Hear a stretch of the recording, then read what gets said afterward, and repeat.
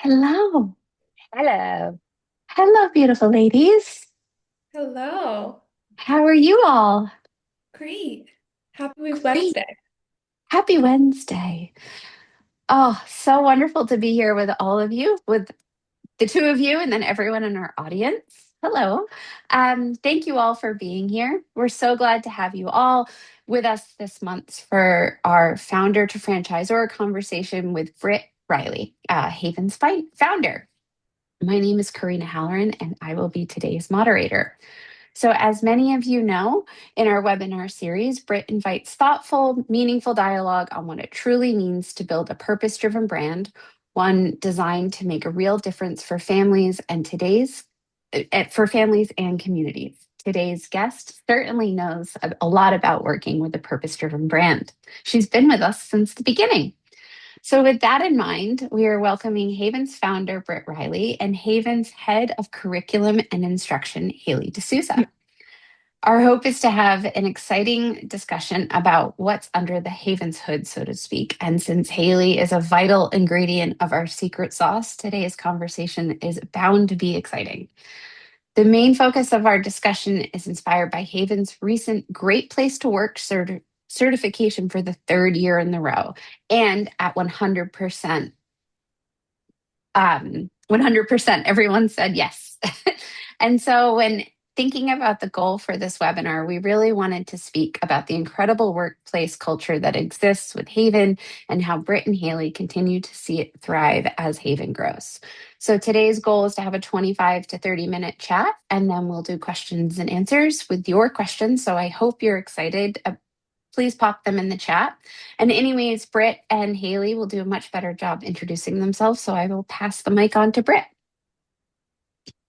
Okay. Hello. I'm super excited to have this conversation today because Haley has been with us since day negative couple of weeks, and has been very, very integral, not only in growing with Haven, but also in obviously crafting the Haven method and working very, very closely with our teams on our training programs and everything. And so yeah, every opportunity I get to chat with Haley, I take it for sure. As a mom and as um, you know, a Haven employee. But yeah, so I'm Britt Riley. I'm the CEO and founder of Haven. I created this out of a deep need that I had about it'll be 7 years open this year and an idea maybe 9 years ago. So yeah, just developed it out of a need and have been growing it ever since alongside some of the most talented people I've ever met. So yeah, I'll hand it off to one of them who's right at the top of that list, Haley. I am Haley. I'm the head of curriculum and instruction.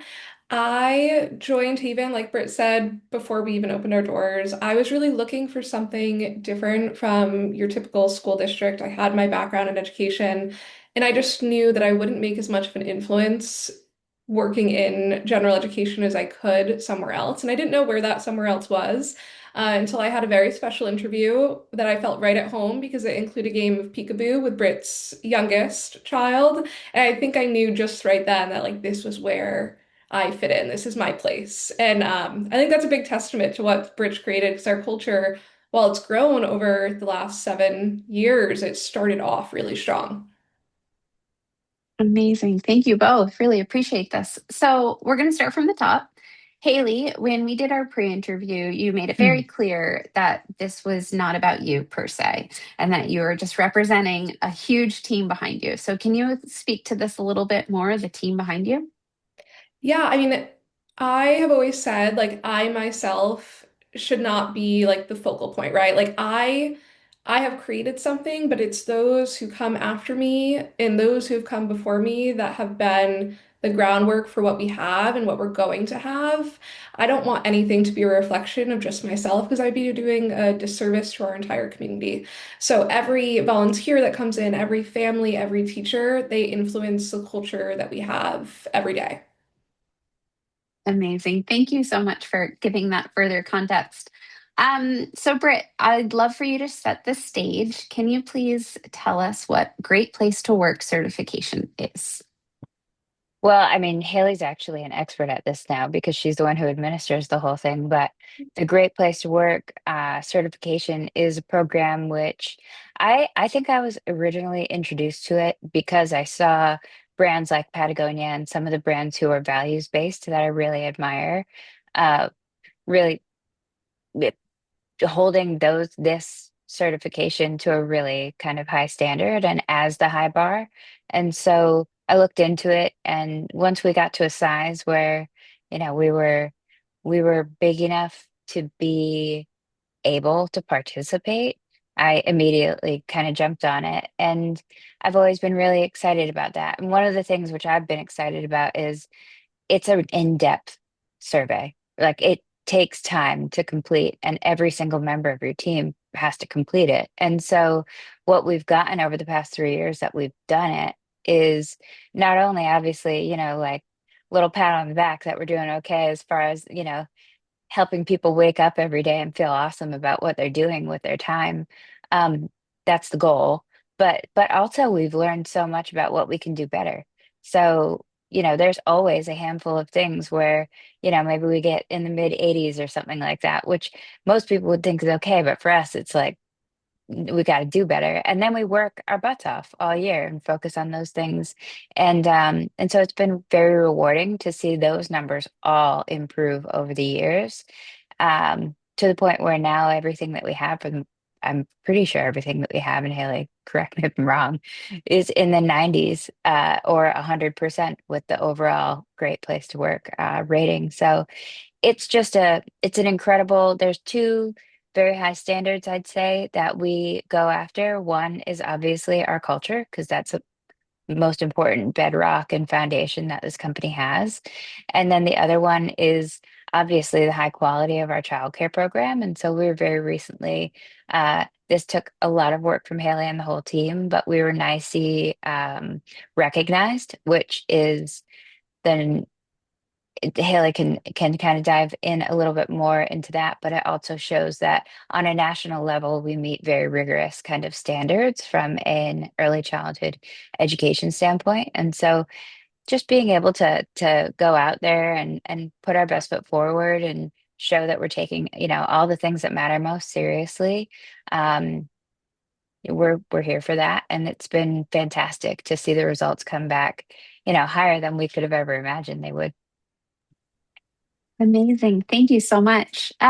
Haley, so at Haven, we see kindness and caring as a strength because they allow for productive and safe spaces. Can you expand upon this, please? Absolutely. So as a boy mom, I've definitely been integrated to this idea like boys can't cry. I think that there's a huge misconception around kindness, that this thought of kindness makes you soft or that it comes at an expense of accountability is just off the mark. What I've experienced at Haven is the exact opposite, right? Like kindness is what creates the conditions for people to do their best work.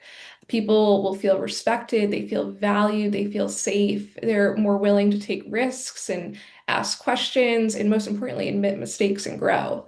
And this started like long ago, right? Like this isn't something that, Haven has developed the ideas for. We've just taken it and applied it in a very meaningful way. I know studying child development when I was in school, we heard of this idea. It's called attachment theory. And it was studying children, but it was this idea that when children are in a secure environment where they're provided responsive relationships, they feel that support, they feel connected to something, they feel valued.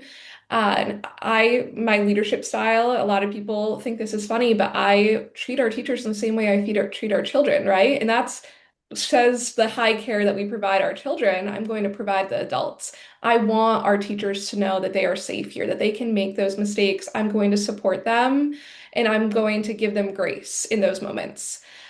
We talk about this today. It's called psychological safety. So you can make a mistake and not feel embarrassed or like you're going to be punished. And it doesn't allow us to just lower our standards, right? Like that's not what I'm saying when I say someone can make a mistake, but what it does allow is for the trust that's necessary for people to reach the high standards together. As I mentioned before, I'm not here to do this alone. I'm here to do this with my team. I think just ultimately at Haven, we care about the whole person outside of just productivity. We actually know that in order for them to be productive and for that to be sustainable and meaningful, we have to see them as whole beings. In the same way we see children as whole beings, we need to see the people caring for them as whole beings in order to support them. It's the idea of like not leaving it at the door, right? Like I don't subscribe to that idea because we're not capable of leaving things at the door. We are full human beings. And part of being a human is having big emotions, even as adults, and creating a safe space for those emotions to go so that they're not coming out in a less productive way. Amazing. Thank you so much. And tailing from that, Britt. So since the beginning, you knew that you wanted to have a strong company culture. Your days at Patagonia inspired this. So what does this look for you? And how have you made sure that our culture of kindness and respect actually works so that what Haley is speaking about is implemented? So for me, it's actually just, it's kind of become ingrained in who I am as far as I learned from a young age as as an adult that the most important thing that anybody has is time. And, I learned all those, all the different adages of, wealth isn't how much money you have, it's how what kind of quality time you have. And then learning from companies, I wrote my college thesis actually about the culture at Patagonia because I was just captivated by it and captivated by the idea that you don't have to, and this has kind of become a theme in my life, I guess, you don't have to jam the square peg in a round hole, right? If you see something can be improved upon, look deeper, and then you can try and figure out, okay, can I be the one who improves this, or how can I introduce this to my own life? And so, way before, and this is actually something which uh, I know it's how they did it at Patagonia. The founder always, he has shared this enough in his, when he's talking about their culture that you can't do it retroactively. You can't be at a company that has been existing for years, and retroactively go back and create like a earth-shatteringly amazing culture. It has to start from the very beginning. And so I committed to that 2 years before we opened our doors of our first club. 2 years before we had anybody else involved in this company than me. And what I really wanted to make sure that we were doing is showing up for everybody who walks through the doors. So for our teams, that means I show up as myself, right? There's everybody knows this about me. You know, you show up and you just are who you are, and you are not ashamed about, any of your kind of the things that you're working on because everybody looks at you as kind of like Haley's saying, like this whole person, and nobody kind of puts you down for those things. And so what I always do is just try and show up the same exact way for, you know, the kids or our team members and the parents or anybody who we, talk to really with the company. And if you do that authentically, then people feel at ease, and they feel like, okay, this is an environment that I can actually be myself in. And from there, you have that sense of security and that sense of safety and really nurture for our team members, for the parents, for the kids, for ourselves. That feeling of I have interests and I know that everybody around me want to see me thrive in whatever that looks like for me. And so I've just made it my life's mission to lead by example and to hold everybody else to those high standards. I'd say the biggest in thing that we don't tolerate at the company is toxic behavior. I mean, it's like, we don't really have to play whack-a-mole, but if you see something, then every single member of our team, that we all know how special what we have is. And so there's just across the board no tolerance for, anything that could kind of disrupt how awesome people feel when they walk through the doors each day, no matter what, if they're a parent, a kid, or a team member. And so I think that's what starts from the very beginning. That's what you have to implement from day one. And then that's what you have to protect, Morgan and I always talk about how it's like the company has an immune system where if there's something that really doesn't mix well with what we've got going on, it kind of finds its own way out. The immune system kind of helps, and I think that's a great kind of way to look at it. So, um, culture's everything, and that's actually one of the reasons why we're growing the way that we are, is because we know we're so deeply committed to the people who are going to own their own haven clubs and helping them. I mean, at the end of the day, the whole point of why we exist is so that people can live better lives, right? So that you can wake up every day and no matter what no matter what your role is, if your job is to go play in the dirt all day, like, a healthy 2-year-old, or if your job is, to run that club, or anything in between, we're here to make sure that people are able to do that and do it with, just feeling great about the way that they're spending their precious time. So, yeah, I mean, our culture and just the way people feel when they walk through the doors of the Haven Club, or even when they think about it, um, that's the most important thing that we have. And I think like building on what Britt's saying, sorry to throw so many different terms at you guys, because I know I already did the attachment theory, but what she's describing is this idea called serve and return. And it's as simple as it sounds, right? Like I smile at you, you smile back at me, and we do that every moment, right? Someone comes in with a new haircut. I love how your hair looks today. And it's showing people that I see you and I see what you're interested in, and I want to make sure that you feel connected to what we have here. Yeah, and included and accepted, and Mm. that that's where the community kind of develops too. Is yeah, even just a smile goes such a long way. I love, wow, I love serve and return. That's such it's a perfect example of I see you. And so thank you both.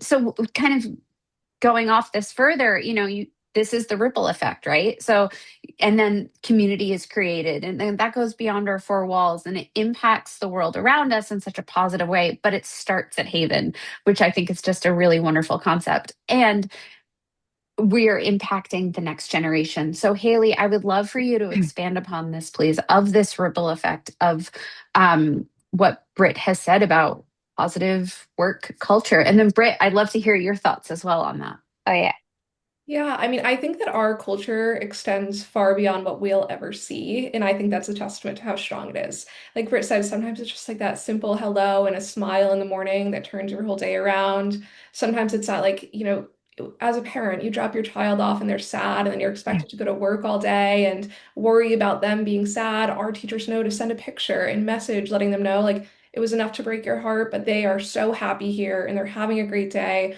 So parents can then go and be productive. And it is those really small moments. And I know, Karina, you were asking me for some examples, and it was so hard for me to think of them prior to this because we do it every day. Like it's just so naturally done and engraved in who we are that I'm like, an example of this is hard to think of. But just this past weekend, we had a child who had a medical emergency, and it was very jarring for this family, and my heart was with them. And I was at home with my infant son. I'm like, I couldn't imagine going through this. And I wanted to do something that made them feel really seen and just brightened this otherwise kind of sad and dull time in their lives. So it was so simple. I went, I knew that they loved animal figurines because every morning at drop off, they came in with a different animal figurine that they would show me at the desk. And so my son and I, we went to the store and we got him a little dino. We got him a little tough cookie balloon, and we tied it up and we put it at their doorstep and left. No strings attached. I just left it at the door for them because I wanted them to know that I was thinking of you. And just last night, and the reason I was thinking of it, because before I was like, oh, that was just second nature. We do that all the time. But they sent a message of the child in their crib cuddling the dino because they haven't put uh, it down at home. And not only did that provide that great serve and return action for the parent, but then it came back to me too. And I'm like, wow, like this is how our culture also influences us as leaders. big Britt, time. we've spoken at length about hospitality, and something that I think could really inspire future Haven club owners is this concept that Haven is in the hospitality industry. And what Haley has just said is a perfect example of this. So I'd love if you can just Oh, expand about how definitely. it is hospitality.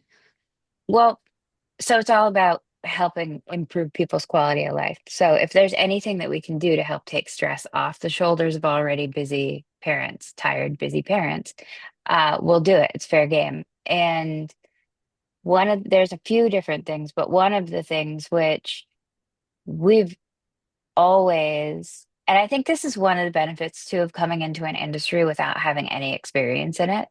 Like I didn't have any experience in childcare when I started this company. I just had a 1-year-old and a newborn, and I needed something different and better that suited our family and our community. And and so I looked at it, from this angle of when I was kind of looking at training our team. And one of the things that I thought of, and Haley, I remember when I first kind of started saying this to you, and then you helped me really spread it throughout our whole culture, and it's made a huge impact, is this idea, and we introduce this to anybody who we hire in the very, very beginning, that a parent's day starts hours before they step through our door, And so just knowing that any parent who walks through the door of our building, or caretaker or grandparent or whoever's dropping off, their day started hours ago. And so what we do is we're totally cognizant of that. And our team is, they're there. They're there to, you know, make the transition easy for the family, or remind them that there's hot coffee upstairs, or just ask them if there's anything that they need, or just to acknowledge, because people become very close to each other. Just acknowledge, because typically, if someone's going through a sleep regression, the teachers know it, the administrators know it, and the parents obviously are acutely aware, and so everybody's just on the same team with that. And that goes so far, because if people feel like they are seen and they can step into an environment, that's actually the village, right? Like we don't talk it, we walk it, we do it, we show people how, we genuinely care about them. And then also just the little things.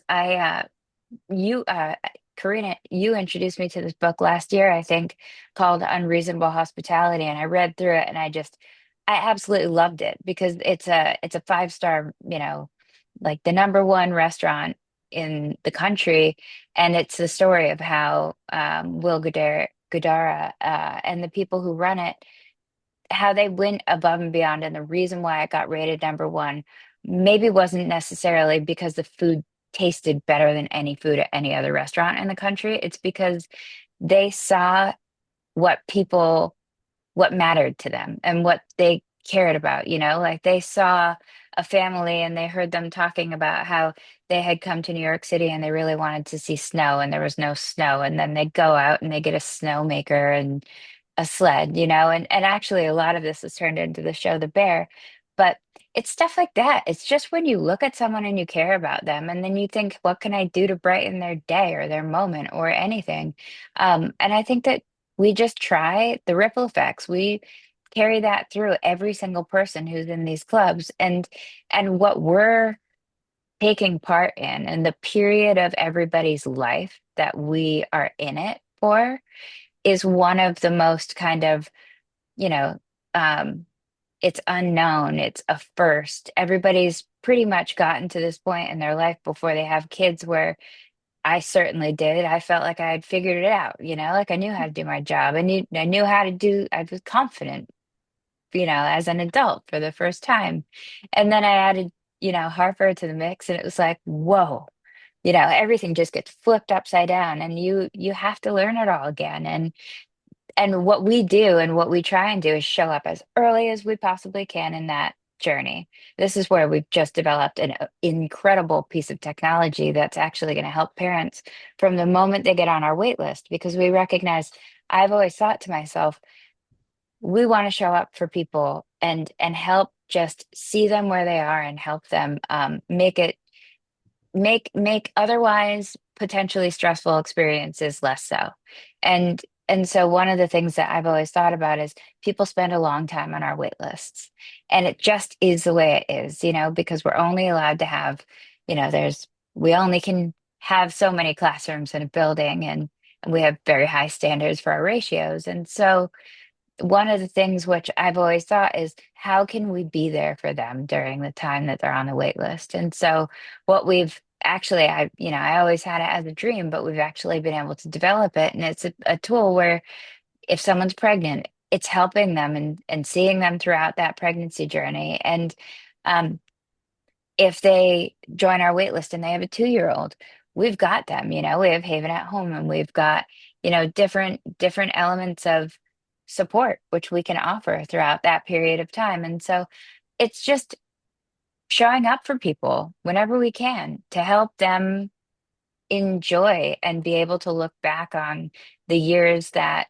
they, spent at Haven or their kids' first 5 years, um, as some of the most nostalgic and, memorable and rich times in their life. And I've seen the teams just do some of the most extraordinary things, and they would never look and say, they just do it, just like Haley, or if a family leaves their lovey, their stuffy that they can't sleep without at the club, and there's more than one person. It's literally not even one employee of the club. It is more than one person who recognizes that that child left that at the club, and someone brings it home to them because they know that that child's going to have a tough night and the parents are going to have a tough night without it. And that's just something that people do, And so I think freeing your teams up to be able to feel safe, that psychological safety, in order to then focus on other people and focus on really seeing someone where they are, that's where I think it's extraordinary in um, nurturing children during these early years. Is if you have the ability to focus on them, you can see those tiny little things that make them light up. And you're going to actually be able to then be able to say, oh, wow, that interested them. I'm going to go find something that's going to take that to the next step, which is kind of a Montessori principle. But you have to give people the environment and the support to be able to then facilitate that in a real way. And that's what we strive to do every day. And so I mean, I would say this is my favorite thing about being able to be a business owner and to be able to kind of put experiences together, because I can't tell you how many times I've heard people, parents who I know, or people or articles or whatever, talk about how the village is missing and there's just no village. And I can say wholeheartedly 100% that the village is there.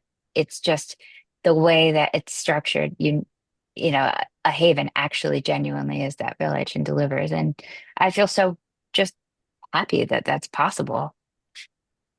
Thank you. Just a friendly reminder to all of our attendees to please pop in questions so we can answer them live. And with that in mind, Britt, what you've just said, and Haley, I'd love to start with you first, and then Britt, I'm going to pass it over to you for the same question. Is how do you help franchisees implement this type of environment and culture if they're thinking about opening a Haven in their community? So that's from So our audience. that's, Let's start with Haley. Sorry. oh, yeah. I mean, I think that it's just this culture of caring, right? Like, I think it's as simple as that.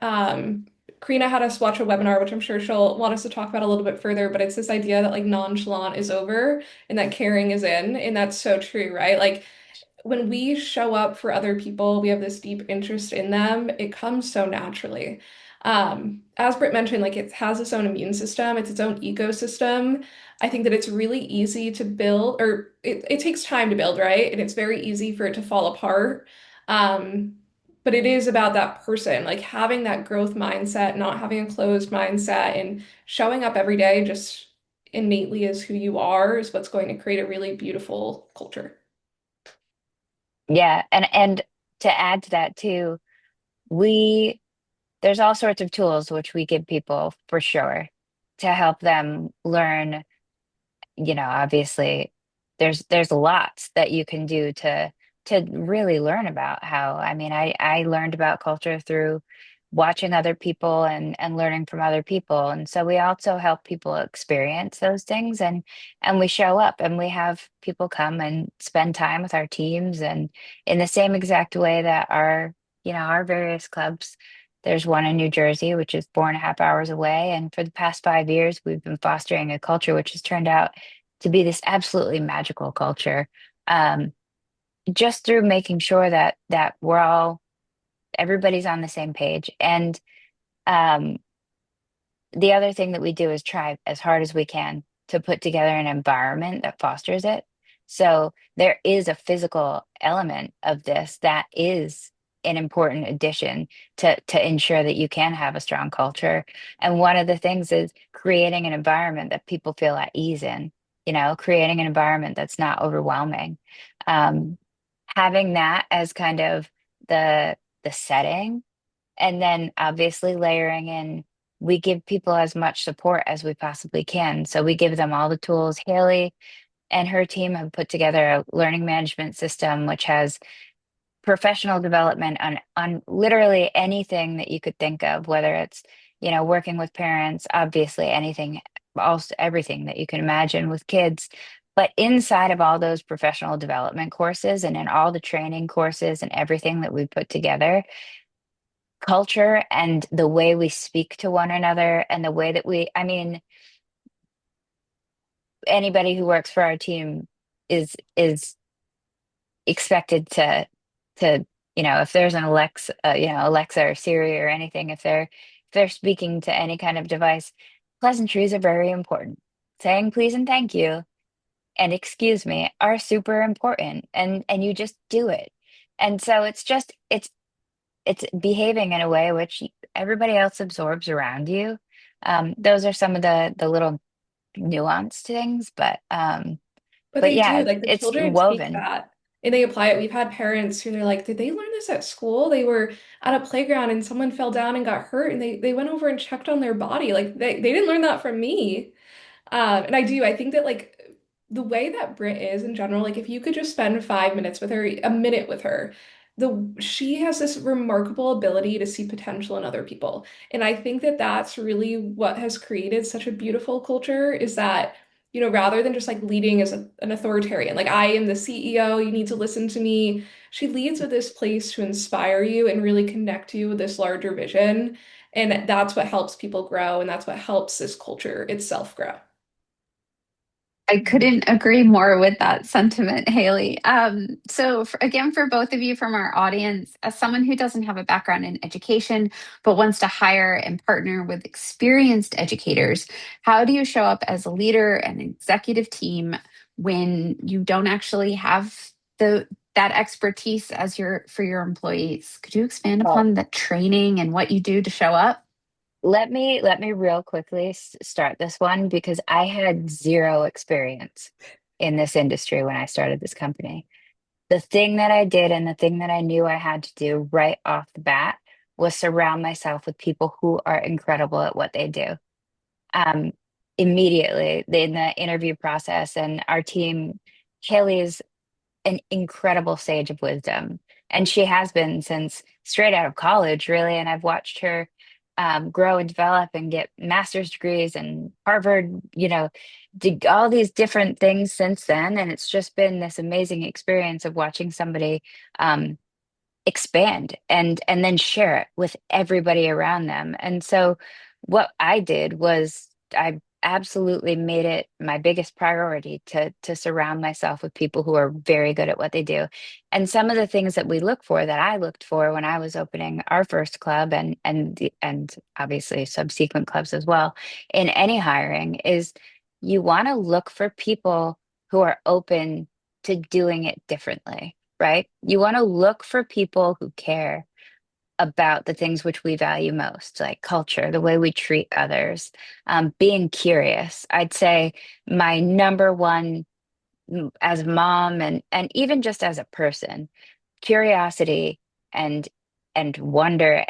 That's everything, I was saying the other day that you know, boredom's important because you become your most creative self and your most curious self when you have some time to experience that. And I mean, that's kind of going off a little bit on a tangent, but it really it's you're surrounding yourself with people who you admire. I can wholeheartedly say that every single person who's on our team, I admire so much. And so that's it. That's you don't have to have experience whatsoever in it, as long as the experience you do have is the experience that leads you to know that you need to surround yourself with people who are great at what they do. And I think the big thing too, like as someone who has a background in education, and yes, I could probably be defined as an expert in education. I refuse to accept that definition because I feel like it leaves you so Totally are. stagnant and not growing.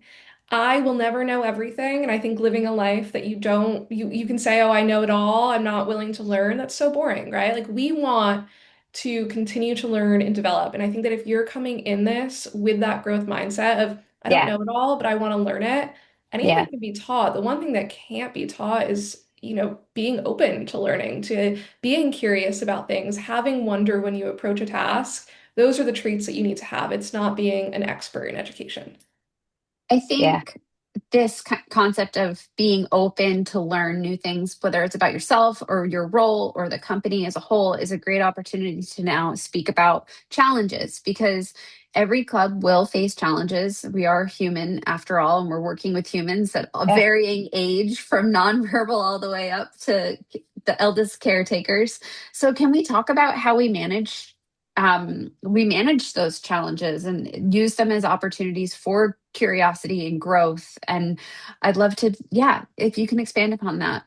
Haley, let's start with One, you. Oh, sorry, Britt, if you well, want to one chime in. one thing that's super important there is, and this can even start in the interview experience, or if people are having hands-on kind of um, experiences, but looking at how people handle failure, you know, how do you handle failure? It's such an important piece of it. When's one time when you feel like something didn't go right, whether it was your fault or, whatever it was that caused it not to go right?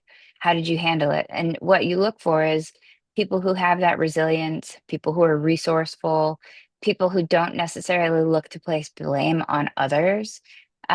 Immediately, if you hear people who are like, well, so and so, or if they deflect or kind of place blame elsewhere, it is definitely kind of a red flag where it's kind of like accountability is so important to being able to turn something around into growth, right? And I mean, I've learned so much from the things that I've done wrong in life.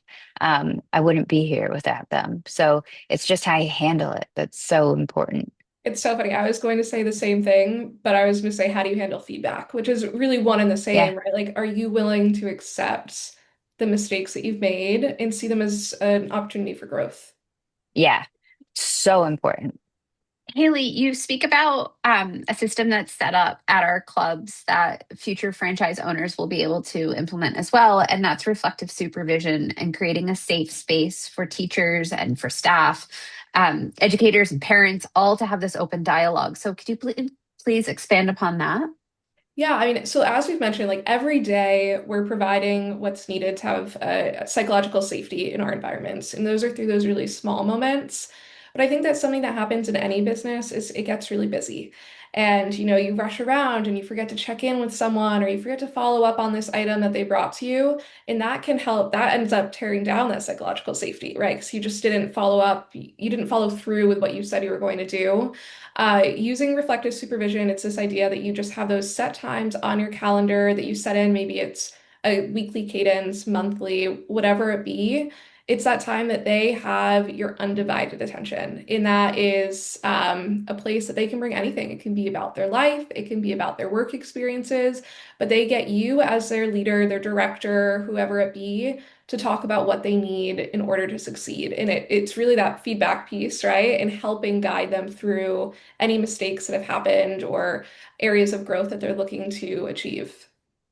Britt, do you imagine this happening with franchise owners themselves and your leadership team, especially Oh, those totally. first dozen pioneers?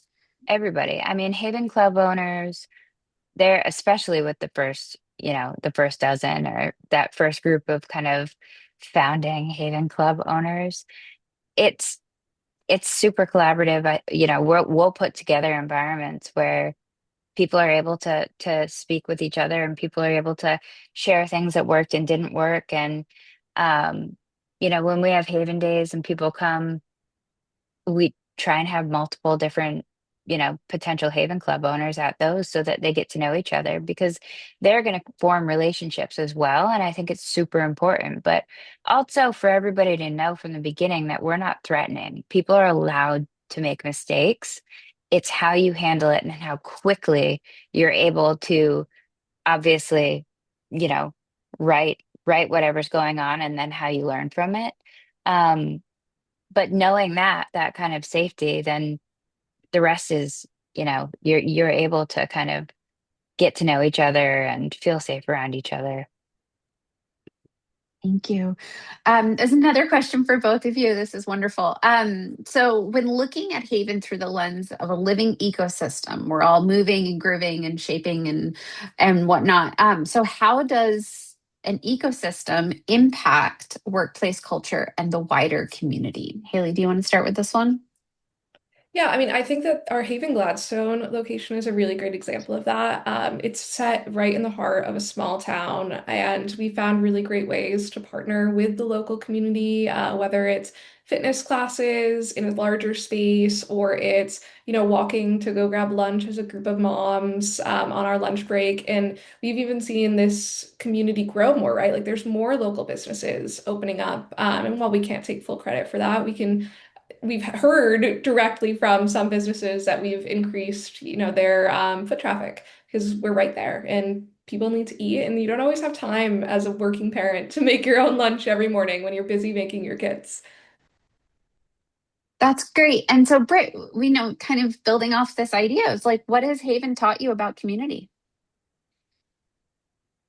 That there is a village, that there can be a community, and that in the age of social media and kind of people being feeling closer than ever, but really being more disconnected than ever, that if you put a bit of effort into creating something that helps people feel togetherness and supported, the community is actually possible. I think that um, that is something which certainly when I became a new mom, uh, it felt like, that was kind of absent and I didn't understand where it went because I had my memories of being a kid and, running around the neighborhood and having all the parents hanging out together. And, it times have changed in a way which you do kind of have to create that ecosystem and you do have to create that kind of that place where people can go and feel safe and connect and everything. And the clubs are an amazing place for that. I mean, that I love seeing all the parents. They're buds. They, bring each other bread and take each other's, kids if they're, it's just that wholehearted, authentic community. So it's really, if you build it, they will come. And that is certainly the case for community. And I think Amazing. one thing that's true too, so like when I was coming back to work, a lot of people are like, oh, like you must be dreading it, right? Like you have an infant, like you want to stay home with him. And I'm like, yeah, I do, but I'm so excited because this is my village. Like if I could have been there right from the start, I showed up for one of the events with him at 5 weeks old, strapped to me because when you're a new parent, like it's so isolating. You're stuck at home. I would go through drive-throughs just to talk to people and have that interaction because Britt's right? Like so much of our time is just spent nose deep into a phone. Or now you go somewhere and it's all self-checkout. Like you don't even get to talk to a cashier. So I think that having that space where you get to be authentically yourself and connect with other people is really unique. And we're trying to elevate that at Haven and, create that really special place. And I think with that too, something I've thought about a lot is there's this new trend on social media. I don't know if you've both seen it, but it's don't live to work, work to live. And I'm like, Oh why can't gosh, we do yeah. both? Like why I love my work and that's okay. Yeah. And I'm doing that so that I can also live. But we spend 40 hours a week at work. We should enjoy it. And our parents who come to Haven, who like maybe they don't enjoy their endless meetings, but they enjoy being in the company of other parents. Like that's making their work worthwhile. That I would if I could, I would write a whole book on just that. Like just that concept because it is I what we have seen certainly is that, and this is something which I kind of had the theory too, all the way back when I was writing, my thesis back in college and experiencing Patagonia is the most mundane job and the most mundane tasks are totally manageable and people don't mind them at all if the environment around them and the people they're surrounded by are ones who they want to show up for, right? Like if you are showing up for others and if others are there for you and you have a feeling of camaraderie and oneness, it doesn't matter what you're doing. And you're not going to really have your brain doesn't go to that place where you're like, oh man, I can't believe I'm like stuck in this spreadsheet again it's different, because you're actually surrounded by people who, and the coolest thing is this is one thing where with the culture at specifically Patagonia, I saw the way they did it. I saw the way that they treated everyone like family and how they had on-site childcare, but it was beyond that. They tried to give families everything. They had yoga classes and fitness, and they had, bike racks full of bikes that anybody could take. And there was a whole room, obviously it's Patagonia, so there's a whole room where everybody could store their surfboards. And they just genuinely showed up for each other. And I saw it, and I saw how their retention rates as a company are unmatched, right? They're through the roof. And it's crazy because I think about Haven as only being 30 days old at all times. I'm always thinking it as like, well, we're brand new, so I can't really claim we've got a great culture yet. But it's been 7 years now. And our retention rate of our moms who have babies is 100%. We have people who come back and people who stay with us. We had one of our team members had a 5-year anniversary yesterday, and this has been the year of 5-year anniversaries, or more, really. I mean, Haley, your 7-year anniversary is this year. And so when I look at it, the coolest thing is I was wondering if you could create something that is not the same company, right? Because Patagonia, everybody works for the same company.